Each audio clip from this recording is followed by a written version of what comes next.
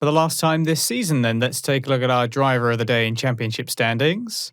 Now, I think my driver of the day for this race is going to be Daniel Ricciardo.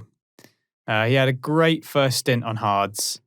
He kept both McLarens away despite them being on fresher tyres after the virtual safety car and safety car, and then created enough of a gap on these tyres to not only keep setting personal bests, but also to come out of the pits in P7 and take the fastest lap during what was a very difficult weekend for Renault. He made up the most places out of the points finishes, I believe.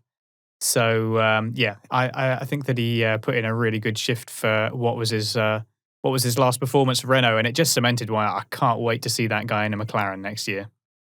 Yep, I agree. I'd actually picked out my driver of the day before I started the podcast, which is one of probably only 2 times that's happened this year. I'm going to work on it for next year. But Daniel Ricciardo, like you said, the performance wasn't there in the car. He had no right riding up in P5 all that time he did. And like you said, came out on a medium set of tyres, still didn't have the pace to catch up, but managed to set the fastest lap and just bring home a solid 7 points for the team. His last outing for Renault, like you said. And I just echo what you say again. I can't wait for him to be in that McLaren next year. It's just going to be him and Norris. The McLaren's a stronger car, so I expect potential podiums from Ricciardo. That might be a little bit much, given that they'll be switching engine supply. They may have some gremlins, but you never know. Or it might be like the second fastest car on the grid. I mean, it might be we can hope. Don't know. We can hope. That's what. Yeah, you just don't know. It could change. Like next year is not going to be a static year. Lots of things are changing. Lots of new drivers. It's going to be great.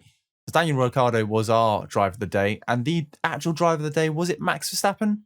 Yeah, he won the vote. Yeah, which is fair enough. Yeah, he's like second place for me by a very close margin. Yeah, he did a really good job in qualifying. Took it to the Mercedes, and then led every single lap of the race, and almost had fastest lap as well. It was just a flawless performance from the Red Bull driver to finish off what has been a difficult year for him. I mean, he's had 5 DNFs this year, which I just want to highlight again. Like, if Verstappen's had 5 DNFs, if he had finished one of those races in the points, we would have seen him potentially in P2 in the driver's standings, and that's something that's big.